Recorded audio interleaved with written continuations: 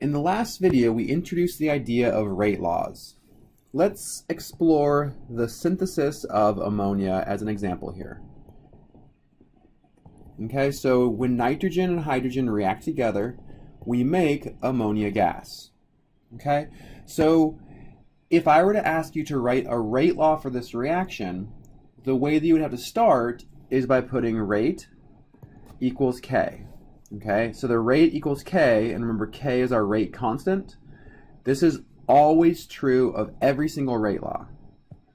So K is our rate constant, and we'll talk a little bit more about this in a second here. Okay, to finish up our rate law, we would then take the two reactants and take the concentration of one reactant to a certain power, here I'll put A, times the concentration of the other reactant to a different power. I'm putting this B here. And this is the form that every single rate law will adopt. Rate equals the rate constant times the concentration of reactants to some power. Okay? These exponents, A and B, are known as orders. So if we have 1, right? So if A equals 1, then it would be true that this would be first order with respect to nitrogen.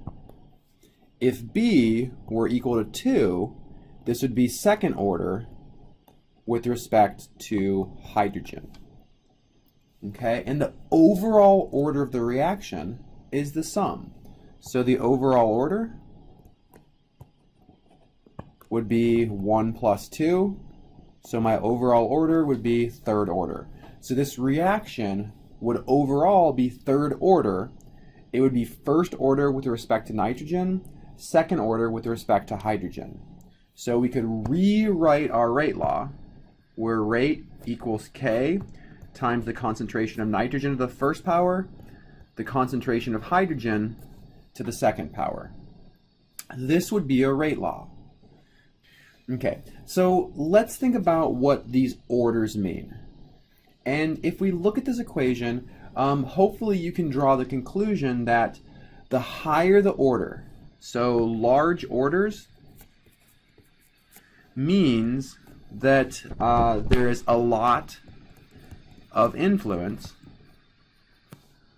on reaction rate. So if something has a large order, then it means that the rate of the reaction is very sensitive to changing concentration. So in this case, we have first order with respect to nitrogen, second order with respect to hydrogen. So the rate of the reaction is more sensitive to changing the concentration of hydrogen. It's less sensitive to changing the concentration of nitrogen. Okay, that's the idea of order. The higher the order, the more influence concentration has on rate. If you have a really high concentration, you'll have a really high rate. But as the concentration decreases, the rate decreases much more quickly for second order than it does for first order. Okay? The rate constant is a really important idea. Okay, so to explore the idea of the rate constant, we're going to go back to the reaction coordinate that we introduced in the last grouping of videos. Okay, so remember in our reaction coordinate, we were plotting energy versus reaction progress. And we can start with our reactants, we end with our products, and we said we transition through this transition state. So our path goes up through the transition state before we drop back down to make our products. So we have to go through a high energy state, and this high energy state, the energy that it takes to get there, is called the activation energy, which remember we gave a capital E lowercase a. So the activation energy is E sub a. The rate constant is very much related to this activation energy. Okay, and I'm just going to show an equation here. For this class, you won't have to use the equation, but I'd like you to see this relationship. So the rate constant is equal to this parameter here. This is called the Arrhenius property. This is called the Arrhenius parameter, and don't worry about it. But so it's e to the minus EA over RT. So the important thing to note here is that the rate constant is sensitive to the activation energy and temperature. So the idea is that as you increase the activation energy, the rate constant decreases. This whole exponent becomes more negative as the activation energy becomes larger.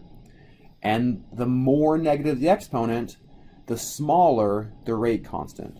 So for a large activation energy, we have a really small rate constant. But if we have a really small activation energy, we have a really large rate constant. So the rate constant increases as activation energy decreases. Okay? The opposite's true for the relationship between temperature and the rate constant. So temperature is on the bottom here. Let's go ahead and kind of clear this up a little bit. So temperature is on the bottom here. So the importance of temperature is that the higher the temperature is, the more likely it is that individual molecules that react together will have enough energy to get up over this activation hump. The higher the temperature, the more likely it is molecules will have enough energy. So a big temperature means a big rate constant. A small temperature means a small rate constant. So the rate constant of the reaction is sensitive to the size of activation energy and the temperature of the reaction. Decreasing the activation energy will increase the rate constant, which will in turn increase the rate of the reaction. If we increase the temperature, that leads to an increased rate constant, and that leads to an increased rate. Okay? Those are the only two ways to change the rate constant: changing the temperature or changing the activation energy.